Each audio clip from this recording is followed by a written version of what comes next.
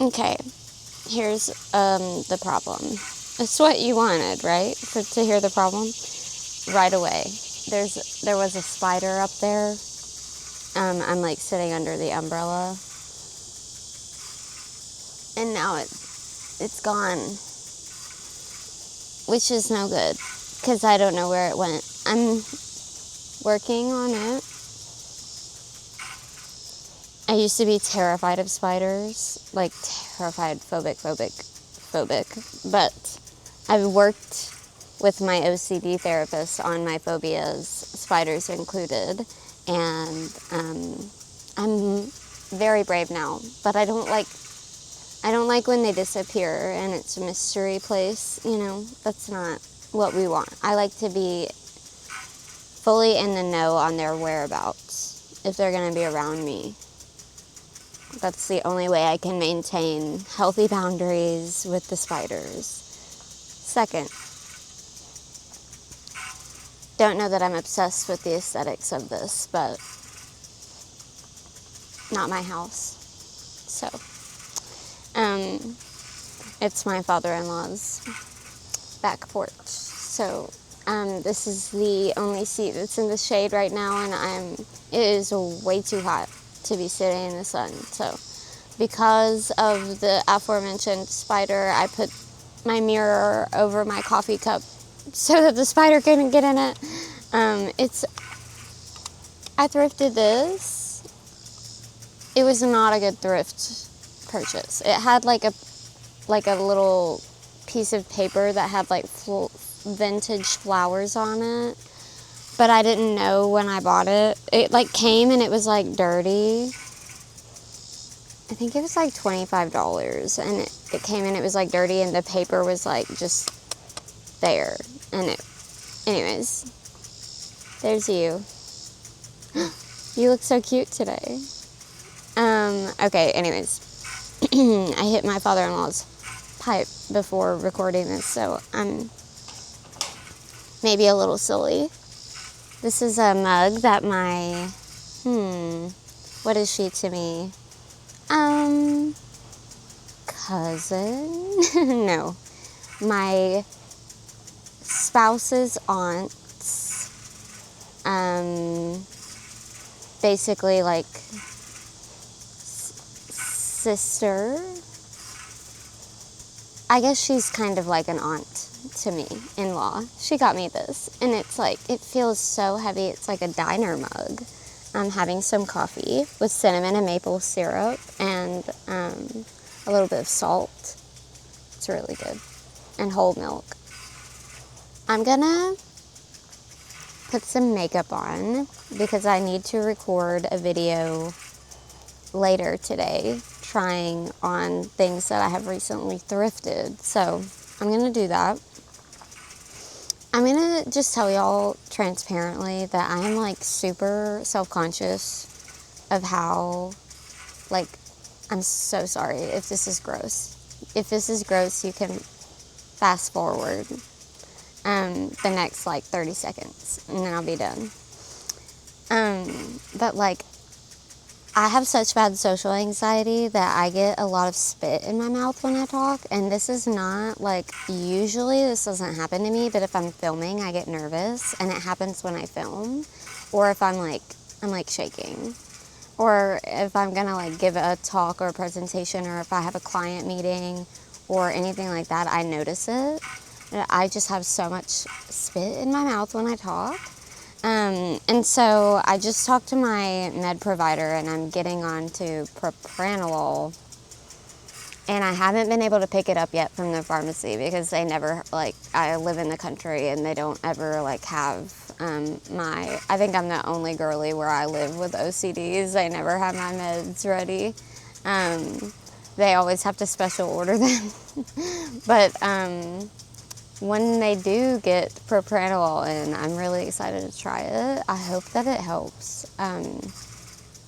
But I don't know if that's something that you've like been aware of in my videos. I know I'm working on it. I'm trying to make it be different. I'll be different.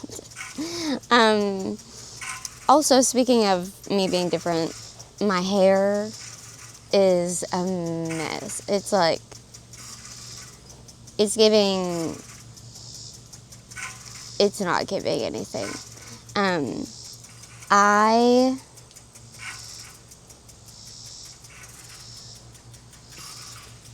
have an illness. No, I have several, but one of them is a little demon in my brain that goes, dye your hair. It's from Transylvania.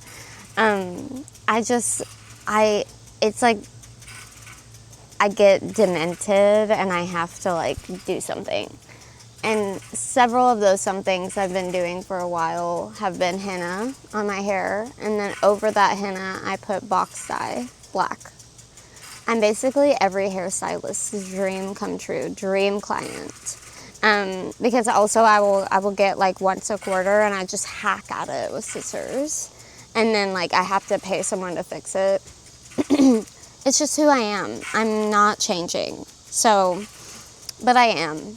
In a very real way, I am changing because I promised my stylist I wouldn't cut it or dye it. And I didn't do either of those things. But I did do 2 rounds of a color remover because I don't know if you'll be able to tell. Here, I'm going to split my roots apart so you can see it a little better. But my roots are white, like fully white. They come in gray. I started graying when I was 17. I'm 33 now, and I'm fully gray. So I started dyeing. I did have my gray all the way grown out. I started dyeing, I guess, let me get my stuff out and then I'll talk while I do my makeup. Hold on. Okay, so I started going gray when I was 17. I did have my gray all the way grown out. But then I got chronically ill, and it's like cool to be gray in your 20s. But once I got chronically ill, I just felt like everything else about me was also gray, and I was in my 30s, and it was just like not giving. I just felt like it made me look way older, and it's one thing to like age gracefully, but I just was like not feeling, it didn't feel graceful. It felt like I was aging like really, really quickly. So I started I started dyeing my hair right before I married my spouse in 2024. I started dyeing it dark brown, but I realized immediately that like why I had stopped dyeing it, because it was such intense upkeep that I immediately like could not afford to go get it dyed every 3 weeks. So I started doing my roots at home, and then eventually I could never like quite get the color right. I eventually switched over to henna because I remembered I had done that when I was much younger, and it made my hair really, really shiny. But I did not remember that when you do henna, it basically like coats your hair, like the shaft of your hair follicle, and I don't know the like scientific reasoning behind this, but it smooths out your curl pattern, or it can. And for me, that's what it did. So it like made my hair straight, and my curls went away. And that made me really sad because I really liked my curls, and my hair just kind of became like a totally different texture. And I didn't really know how to manage it. And I was not wanting it to be like as red as it was. So then the goblin started talking, and while that happened, I saw this black shampoo hair dye on TikTok shop, and it looked incredible, and everybody that used it looked so good. And so I tried it, and it was like Vanta black, like so black. It was like a black hole. You could like lose objects in it. I think because of my hair texture, I don't know if it's like more porous or what happened, but it was like my hair looked like a wig. And so since then I've switched to doing demi-permanent on my roots to try to match it to the semi-permanent while still growing out my color. And my goal is to eventually cut off the part with like the henna and the permanent dye and just have my part at the top. And I mean, I'll show you. You can you can very clearly see this part in the middle is where this is the henna and the permanent color, and this part in the middle is where I've been doing semi-permanent. And I just did a color remover on 2 rounds of a color remover because I'm going to try to have my hairstylist do a test strand first, for sure. But then if my hair seems healthy enough and like up for it, then we're gonna go for like my goal is to eventually have it to where I have like highlights or something and I don't have to worry as my gray grows in. But in the interim, to be able to get to that place where it's like kind of like cool, ashy highlights, I have to do something in the meantime. So I'm gonna go for like a warm auburn, like kind of this coppery color with like some highlights in there. And I think that's feasible. Like I think we could get this to like this sort of stage. Obviously I say that knowing nothing about how to get this to this. But I'm not gonna touch it anymore, but I did order some bandanas to wear in the interim until I get it highlighted or touched up or whatever we end up doing. But I will, I'll definitely like document that process. But this is where we're starting, and just make sure I don't look too crazy. I actually love like the warmth of it. I mean, I know that it's like very, very, very warm. It's like basically orange, but I just like don't hate it. I think it's kind of pretty. So I'm gonna put some of this on. I'm also very much feeling like puffy, and I have gained weight, and I'm not really entirely sure why, but I am having kind of a hard time with it. I have a chronic illness, and I'll put like a little trigger here if people don't want to hear me talk about health stuff. Oh, but I have a chronic illness, and my weight because of that fluctuates sometimes, especially if I've like I have celiac, and if I've been glutened, or if I accidentally eat something that just like, especially once I've been glutened, my stomach becomes very sensitive for a while. So anything I eat thereafter is like, I'm just very susceptible to like extreme bloating and getting like a lot of joint pain and muscle pain. And I'm working with some doctors to like get to the bottom of it, but I've been trying to get to the bottom of it for like 4 years. It's so exhausting that I sometimes have to like take breaks and come back to it, and that's what I've done. And I'm in a season where I'm coming back to it after having taken a break this summer, because it's just so exhausting, and it takes, I have like ash on my lip. It takes so much energy to make the appointment, get to the appointment, advocate for yourself in the appointment, do research before the appointment to like see what you need to ask for and like what you need and stuff like that. So it's a lot. I'm currently reading How to Be Sick, and I might honestly just like put a trigger warning on this entire video, because I think it's going to be a lot of me talking about chronic illness. But I am chronically ill, and so I'm like reading How to Be Sick I basically developed a chronic illness in isolation, and I am now getting like my third opinion on celiac, and this will be like definitive answers, hopefully. But everyone has just kind of like told me that everything is normal when like my labs were not normal, and I didn't do the first like 2 tests properly because I had already cut gluten out of my diet, so I got what I think is a false negative. So whatever, if I end up not having celiac, like we're gonna have to still get to the bottom of something because I have all of the symptoms of it.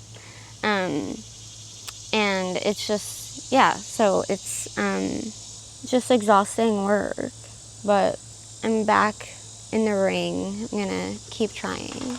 Just putting a little extra makeup on today because I do not feel very good. I'm trying to feel a little bit better about myself. I'm gonna zoom in here just so you can like see a little bit better. I'm very self-conscious to film because I am bigger than I normally am, and I'm much puffier, and I really am struggling with my body dysmorphia, especially when I'm glutened, because I look so different and I look puffy and my face changes and my body changes a lot. So it can be difficult for my body dysmorphia because I already don't know what I look like, and then when I also lack that like consistency or that through line, and I don't have something to look at that I recognize, it just can be like kind of difficult. Obviously, there's like much harder things going on in the world than me not liking how I look. But it is just tricky with my body dysmorphia and like having a chronic illness. It kind of like gets in my head, and I can really struggle with like existential thoughts of like, you know, if I don't have the same personality when I'm sick, and I'm not as lively, and I'm not as bright and bubbly and sparkly, and I don't hang out with people, and people don't get to experience me, and what am I in isolation, and who am I when I don't exist outside of like 4 walls, and things like that. And then I'm just like, girl, I really need to go touch grass because I've clearly been inside for too long. And reading this book, How to Be Sick, has like been very, very validating because I don't know, I'm only on chapter 8, but so far there's no part of it where it seems like she's like doubting that she's sick. And maybe that's like because she has a diagnosis, I don't know. But like it seemed like even when she was on her journey to like get her diagnosis, she's like very easy for her to validate how sick she is. And I really, really, really struggle with that. It's partially because I have OCD, but a lot of my OCD will tell me I'm making it up, or I'm not really sick, or I'm doing it for attention. And I think a lot of that is trauma too. But it makes it difficult when you are sick all the time and you have a chronic illness and you have like trouble kind of believing yourself and knowing yourself. I think that's why like my social anxiety got as bad as it did, is I was dealing with all of these things kind of like in isolation. And I know I'm just kind of rambling, but I think it's related to a Get Ready With Me for me, because today is a day that I do not want to be filming because I don't like how I look and I don't recognize myself at all. But I look different today, and I'm gonna just radically accept that I look different today, and I radically accept that comments might be mean, and as I say that, I'm shaking. Comments might be mean, and if they are, they are, and that is okay also. It doesn't really have to define me. I'm obsessed with how Ariana Grande does her nose contour, and she just goes boop, and it looks perfect. I'm sure there's like editing, and I'm sure that she like, I know she like has a team of people and everything, but like she appears to do her own nose contour in a lot of her videos, and I do not, like, this is what it looks like on me, which is not great. That's nothing. So like, how are we doing it? I'll use a brush, I'll do it, but like, I don't, she just always does it with her finger, and I feel like so many people just do it with their finger, and I just don't understand. And maybe also this bronzer is too warm, I don't know. Let me know what nose contour bronzer we are using. My nose is just pretty small, and like, I feel like there's not that much surface area to like put the bronzer on it.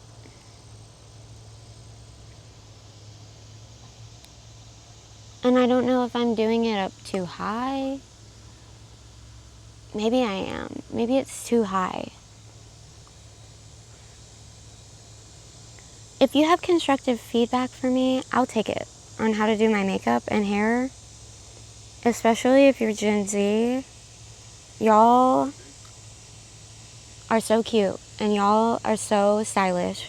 I'm obsessed with Gen Z. I think they're so funny and confident, and I just want to be like them when I grow up. Okay.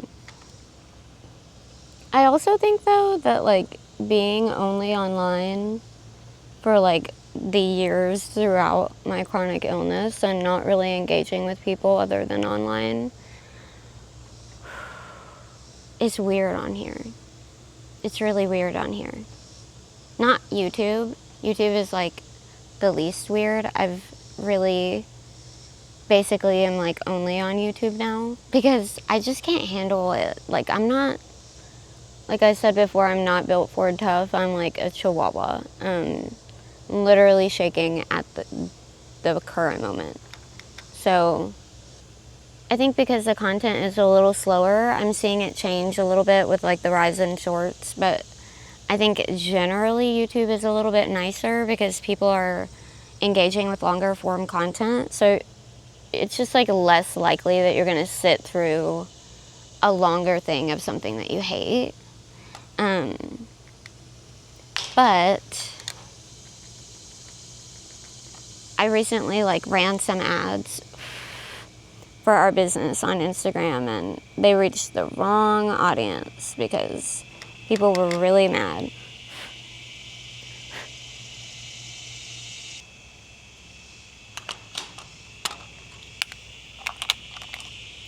I'm dripping sweat.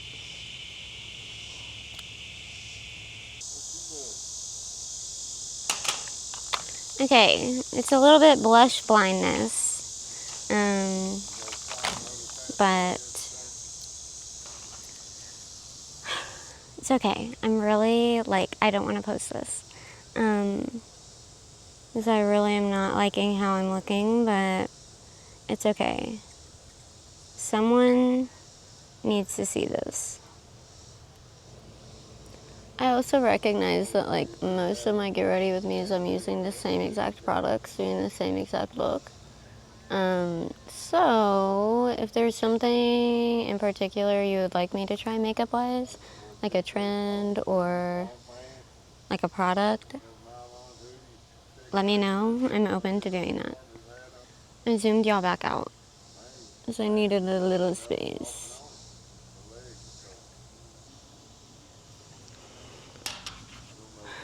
Okay.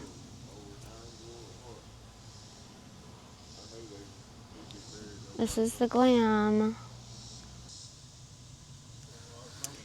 Okay, thank you so much for watching. If this is your first time here, I'm so glad that you're here. I hope that you stick around. And if you're returning, I appreciate you so much. Thank you for watching this. I hope you like and subscribe, and I'll see you in the next one.